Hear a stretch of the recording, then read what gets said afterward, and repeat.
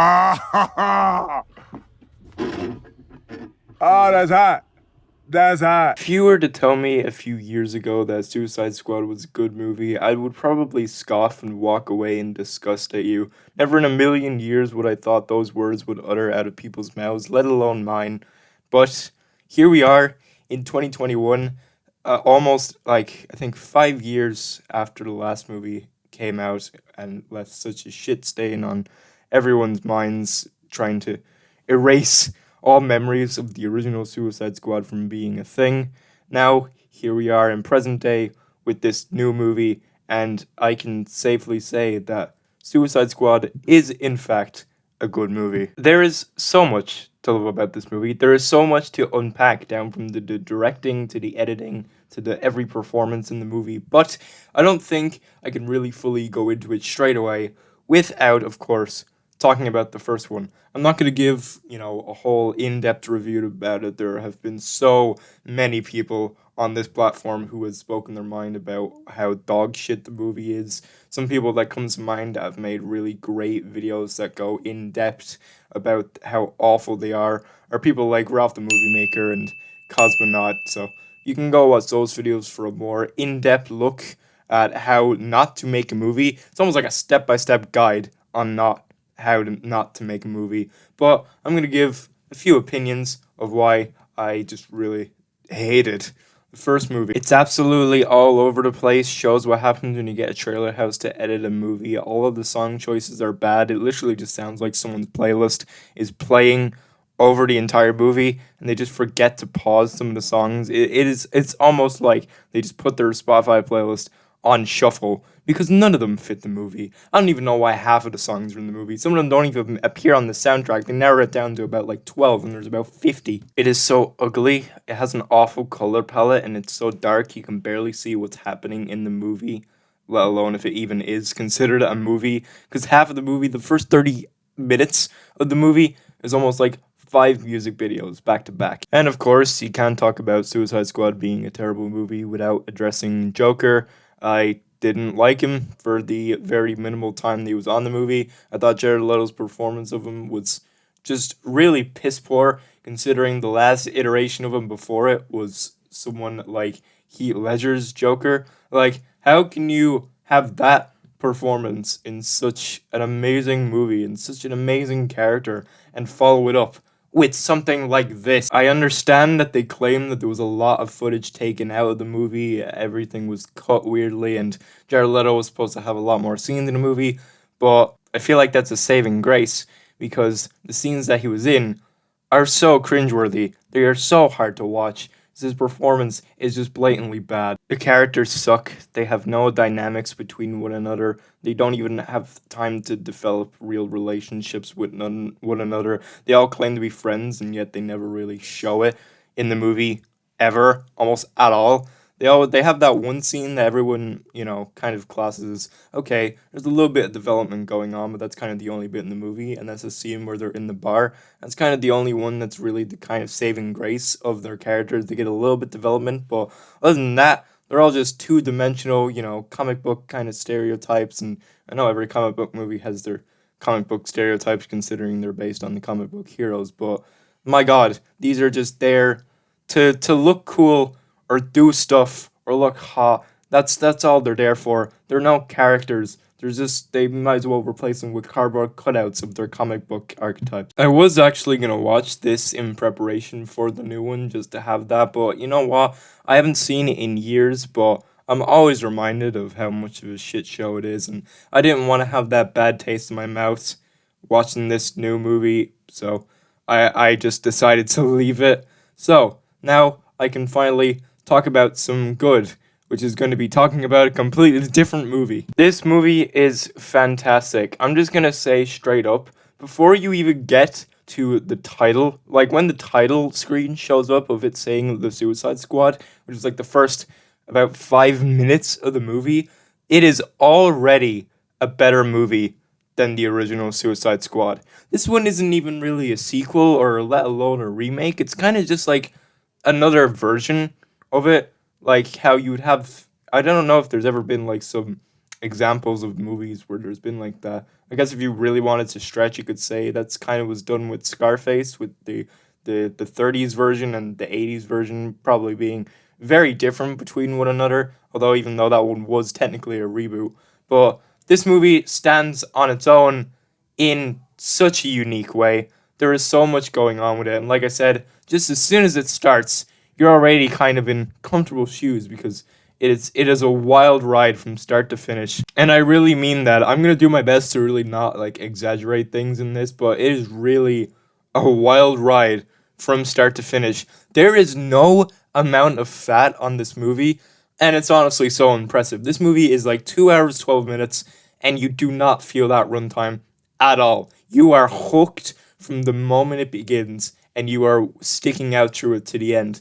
A good example of just showing how great they managed to handle this with its runtime. The movie Cruella that came out a few months ago, that movie was 2 hours and 10 minutes as far as I remember. And that felt so sluggishly long and unbearable that I just sat there in misery for those 2 hours, and it felt so agonizingly long. This movie has so much in it, and it is so fun that you don't care about the runtime. Yeah, it just breezes by without a care in the world.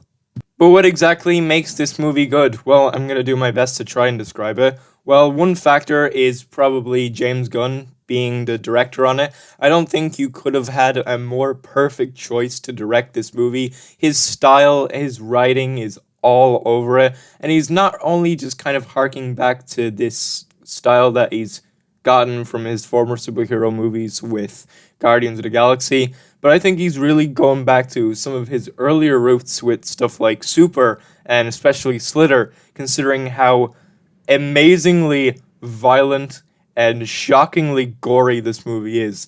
I haven't really seen a lot of people complain about this. Thank God, some of those people that just shit on movies because of its excessive violence. Yes, this movie does, in fact, have a lot of excessive violence in it, but it is so entertaining to watch. So many of the deaths in this movie are so creative, and the effects on them are really well done. It is so entertaining to watch, which is such a weird thing to say. Oh, watching death and violence is so creative, but it's weird because looking at a lot of the violence in this movie, it really reminded me of the type of stuff that's in a Tarantino movie sometimes, like shit like Kill Bill, Django Unchained, those kind of like comic violence that is so outrageous and ridiculous that are like, okay, it's not that realistic. It's pretty much like that. But another thing that James does really well is write these characters in such a likable way. You almost forget that they are supposed to be villains. They're supposed to be these crazy, evil people. And while, yes, a lot of their dark side showed, you do kind of get to see how insane they are. He kind of does the same thing in Guardians, of how he takes these kind of misguided and misfit people and really does make them a family, because he has such good development in all of these characters in the movie. It is so entertaining to watch all the different dynamics that he pins against a lot of people. Off the top of my head, I remember a lot of the dynamic between Idris Elba and John Cena's character, how they were always trying to one-up each other by being better than one another. And I also really liked Idris Elba's character with the rat catcher woman, on how their relationship kind of bloomed throughout the movie, of how, she was kind of like a substitute for his daughter, which, by the way, they kind of did take the storyline of Will Smith's character in the first movie with his daughter, and how they just completely glossed over that, and it wasn't very good. In this movie, they pretty much do replicate that storyline, but they do it a lot more better, and it actually has a meaning, and it's thought-provoking. There were so many good standout characters. King Shark was obviously a highlight. Being voiced by Sylvester Stallone is amazing. It is such a good choice of character, and his character alone was just really great. He basically acted like the Groot of this movie, but if you put Groot in a R-rated setting and he just murdered a bunch of people, that is pretty much what King Shark does. He's just this big hunk of a man, big male physique, and he just eats and mains so many people. While I argue he didn't get that much to do, I also really like the character of Polka Dot Man. He was just such a unique character to put in this movie, such like a D-list, even E-list villain that you could have had in this. but they give him some shit to do. And he is he is another highlight for me. I don't know. I just kind of had some kind of like connection. And again, leave it up to James Gunn to make Harley Quinn a tolerable character. I didn't like her in Suicide Squad. You can tell that she was the only thing that's really good about her is her performance. Margot Robbie definitely really cares about this character and she tries to give her all to it. But it is clear that in the first Suicide Squad movie, her character is just there for eye candy and nothing really else. In Birds of Prey, they kind of made it a little bit better. She was still annoying, but they definitely gave her character more substance. In this movie, though, I think it's a really good, accurate depiction of her. I do like how James took inspiration for her outfit as being one of the Arkham games. That's a really cool detail. I like that a lot. And I just think that her performance in this is something that's more true to the character that you would see in a lot of the comics or even a lot of the media that has been good about her, like in the animated series or something like that. So her character was good, although I will argue she does have a little B plot in the movie where she's with this like general guy. I know they have a little like relationship. I know it's only there to really get information so they can get to like the main threat of it. But I think the scene was a little bit dragged out, and although it wasn't too long, and it doesn't really fuck with the runtime, I think you could have maybe explained it in a very quick flashback because this movie is told in a really weird way. While the first Suicide Squad movie was edited awfully, and a lot of the story didn't make sense, it was like everything was out of order. This movie actually is out of order, but it's told in a non-linear structure in a really creative way, and that's down to a lot of the editing that's done in the movie. A lot of the scenes will have a lot of title cards, and rather than just having it in the corner of the screen or flash it in big letters like Marvel does a lot, which I really started to hate recently, they do it in really creative ways. They make it a part of the scenery, which I really like. It's a really cool stylistic creative choice. I don't really need to describe the plot of this because it's kind of similar to the first one. They know that you know the concept of Suicide Squad, so they brush over the whole, oh, you're going on this mission, you got a thing in your head, and if you fuck up, if you try and leave, I'm gonna blow you up. That's they gloss over that really quickly because everyone knows that at this point. So the main thing in this movie is that the mission they're trying to get to this place to stop a giant starfish from taking over or destroying the world. They call it Project Starfish, and it features the titular character Starro, which, oh my god, I cannot believe out of all the characters that they could have picked as the villain for this movie, they choose that. That is honestly so funny, and they actually managed to make Starro such a threat. Like, I know he is a main villain, a staple villain in like Justice League, and they fight him a few times. But holy shit, that is so cool just to see this massive monolith starfish fuck up a bunch of people. Peter Capaldi is in the movie as the Thinker, and he's kind of like this guy, this science guy who's trying to control the villain. He was good. I did like his performance in it. I like how he had a little raging, swearing fit like you would see out of something like The Thick of It. But I will say, I think maybe he could have gotten a little bit more screen time, maybe developed his character just a tiny bit more. But then again, has had a good few roles, and I guess I just wanted to see him more. But I will say, there's a lot of characters kind of wasted opportunity, so I'm going to get into spoilers. So with the opening of the movie, you got kind of two Suicide Squads. You kind of got like a Team A and a Team B, and Team A is a diversion for a lot of these army guys to just waste them, and they all die horribly. And it is used for laughs. It is used for the comedy. But there's a lot of really good talent in that first team. It was honestly such a shame to see some of them go. Michael Rooker was there. I would have loved to see him as like be maybe one of the actual people in the movie. You also got Nathan Fillion, which I guess, you know, he couldn't really be in it that much, but he's such a staple in sci-fi movies and media. How could you not utilize him that much more? Because he plays one of the most stupidest villains ever, who they changed the name in this movie to the Detachable Kid. It's the worst power ever. But again, it's used for laughs, obviously. It's used for laughs, and I understand that.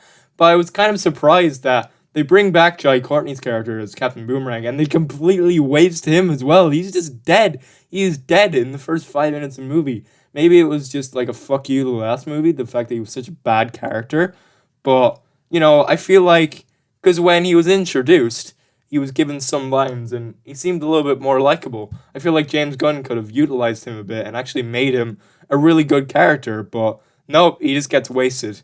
While I understand that whole scene has a point and it explains why, I just feel like some of the characters could have had more screen time, probably. Regarding this movie's soundtrack, it's great. It doesn't overstay its welcome. It's not overly saturated, and the songs are actually, you can tell they're hand-picked perfectly for the movie. They are all there for a reason, unlike them just playing over scenes because, haha, you know this song, you know this one. Look at this one. This song's pretty popular. You like it, like go stream our music, go buy the album. But this movie just has the songs for the certain scenes, and they are handpicked for them, and they work really well. There is just so much to love about this movie. The writing is great. It is extremely funny. It is definitely one of the funniest movies I've seen this year. It is shocking at a lot of parts, again, with the violence, but, if you're into that sort of thing, you're gonna love it. You're just gonna be, laughing at so much that they can do with it and how creative they go with it, because they go far. They don't hold back with this movie. I'm surprised it's only rated R and not, 18 or anything, because they just go as far as possible. You can really tell that James was kind of pissed about getting fired from Guardians, so he just went all out on the gore in this one and just took his frustrations out. I can feel that. I can feel that creative decision on it, and it's really cool. The characters are all great. They're all unique in their own special way, and James Gunn made me care about characters that I wouldn't have gave a shit about in the last movie. He develops Rick Flag so much in this movie that, again, spoilers, it's a spoiler review. I mean, you only watch these reviews if you've seen the movie. When he was killed by John Cena's character as Peacemaker, when he was killed in that scene, you really felt for the guy because he got a lot of development and he was a really interesting character in this movie. He wasn't just some useless army guy that didn't do anything. I really can't give enough praise for this movie. I enjoyed the hell out of this. I seen this with a friend and he also agreed that the movie was so great. I think I'm just going to give this movie 5 stars. I really can't say anything else about it. It has a great story. It's really funny. All the performances are great. Everyone really gave their all in this movie. And I think it's while this movie has so much style to it, it doesn't do what the last Suicide Squad did and had so much style over substance.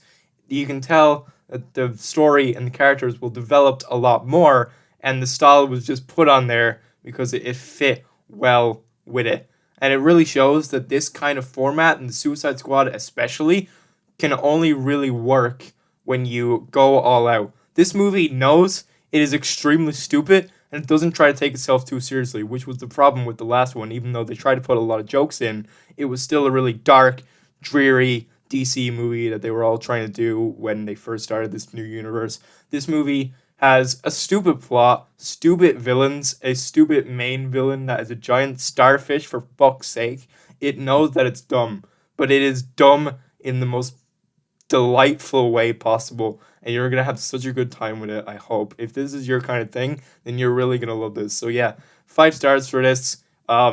This is probably the best DC movie since The Dark Knight, and I genuinely mean that. This is one of the best superhero movies to come out in the last while, and I'm gonna be watching this so many more times. Those are people who die. Those are people who die.